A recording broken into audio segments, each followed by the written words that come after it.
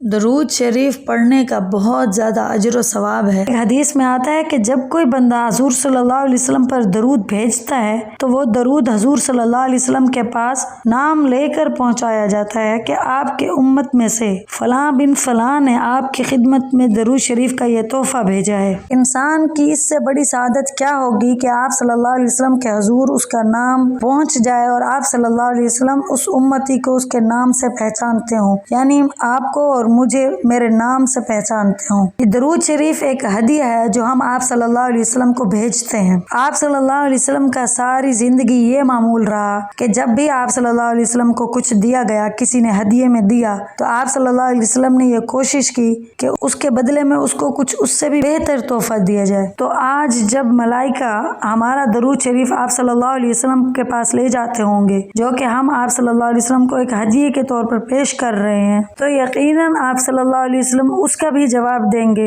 اور جوابی ہدیہ یہ ہوگا کہ اے اللہ، جس طرح اس بندے نے مجھے ہدیہ بھیجا، آپ بھی اس بندے کی حاجتیں پوری فرما دیں اور اس کی پریشانیاں دور کر دیں۔ تو سوچیں کہ پھر وہ انسان کہاں تک پہنچ سکتا ہے جو ہر وقت آپ صلی اللہ علیہ وسلم کی خدمت میں درود بھیجتا رہے اور بدلے میں اسے آپ صلی اللہ علیہ وسلم کی دعا ملتی رہے۔ کیونکہ اب ہم آپ صلی اللہ علیہ وسلم کی خدمت میں جا کر تو نہیں کہہ سکتے کہ یا رسول اللہ آپ ہمارے لیے دعا فرما دیجئے۔ اب آپ صلی اللہ علیہ وسلم کے پاس ہمارے لیے درخواست کا صرف ایک ہی طریقہ بچا ہے کہ یا تو ہم روضہ رسول اللہ پہ جائیں یا پھر ہم ہر وقت درود بھیجتے رہیں تاکہ وہ ہمیں ہمارے نام سے پہچانے بھی اور ہمارے لیے اللہ کے حضور دعا بھی کریں۔ اور میں یہ سمجھتی ہوں کہ اس سے بڑی خوش قسمتی نہیں ہے کہ میرے نبی صلی اللہ علیہ وسلم مجھے اور آپ کو قیامت کے دن کی ملاقات سے بھی پہلے ہمارے ناموں سے پہچانتے ہوں۔ علماء کرام فرماتے ہیں کہ ساری کائنات میں کوئی دعا ایسی نہیں ہے جس کے مکمل قبول ہونے کا آپ کو 100% یقین ہو، لیکن درود پاک ایک ایسی عبادت ہے اور ایسی دعا ہے کہ جس کے قبول ہونے میں بالکل بھی شک نہیں ہے، کیونکہ اس دعا کے کرنے سے پہلے ہی اللہ تعالیٰ نے یہ اعلان فرما دیا ہے کہ ہم اور ہمارے فرشتے تو تمہاری دعا سے پہلے ہی نبی پاک پر درود بھیج رہے ہیں، تو اے ایمان والو تم بھی آپ صلی اللہ علیہ وسلم پر درود بھیجو۔ حضرت ابو طلحہ رضی اللہ عنہ فرماتے ہیں کہ ایک دن حضور صلی اللہ علیہ وسلم اس طرح تشریف لائے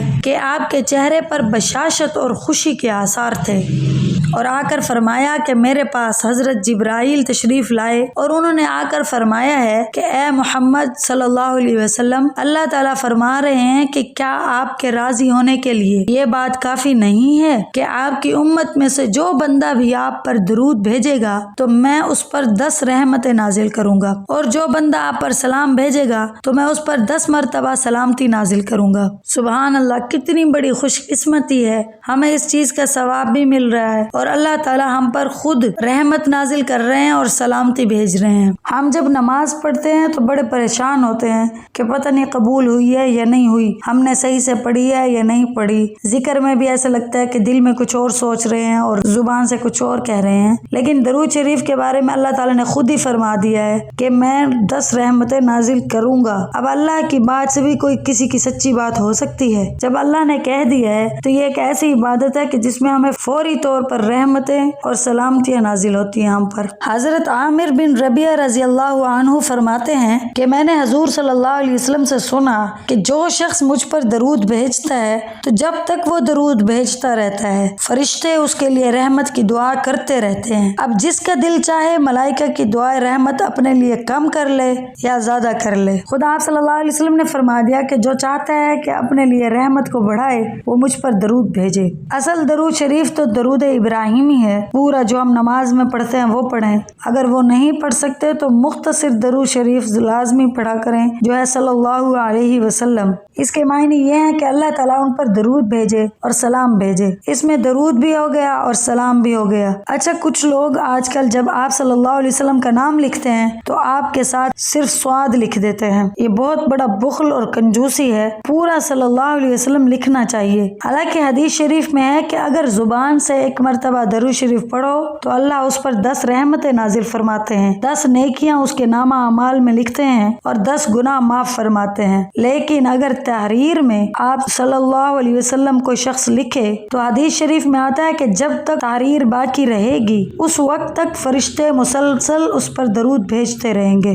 تو لکھنے میں تو بالکل بھی کنجوسی نہیں کرنی چاہیے۔ اگر کوئی انسان یہ چاہتا ہے کہ میری دعا قبول ہو تو دعا کا بھی صحیح طریقہ یہ ہے کہ پہلے اللہ تعالیٰ کی حمد و ثنا کرے، اس کے بعد آپ صلی اللہ علیہ وسلم پر درود بھیجے، پھر جو بھی اپنی ضرورت مانگنا چاہتا ہے وہ مانگے، پھر آخر میں درود پاک پڑھے۔ اس سے ہوگا یہ درود شریف کی قبولیت میں تو بالکل بھی کوئی شک نہیں ہے۔ تو ایسا بہت مشکل ہے کہ اللہ تعالیٰ دعا کا شروعات کو قبول کریں، دعا کے آخر کو قبول کریں اور درمیان والی حاجت کو پورا نہ کریں۔ تو دعا کے شروع اور آخر میں درود پاک پڑھنے سے دعا کی قبولیت کے جو چانسز ہیں وہ بہت زیادہ بڑھ جاتے ہیں۔ جہاں درود پاک پڑھنے والے کے لیے بہت زیادہ اجر و ثواب ہے، وہیں درود پاک نہ پڑھنے والے کے لیے بھی وعید ہے۔ ایک حدیث کے مفہوم میں آتا ہے کہ جبرائیل علیہ السلام نے دعا فرمائی کہ برباد ہو وہ شخص جس کے سامنے آپ صلی اللہ علیہ وسلم کا نام آئے اور وہ آپ پر درود نہ بھیجے، یعنی صلی اللہ علیہ وسلم نہ کہے۔ تو اس پر آپ صلی اللہ علیہ وسلم نے آمین کہا۔ اب دیکھیں کہ دعا کرنے والے حضرت جبرائیل علیہ السلام اور آمین کہنے والے آپ صلی اللہ علیہ وسلم، پھر اس دعا کے قبول ہونے میں کوئی شک تو ہے نہیں، لہٰذا جب بھی آپ صلی اللہ علیہ وسلم کا نام آئے تو آپ پر درود بھیجا کریں۔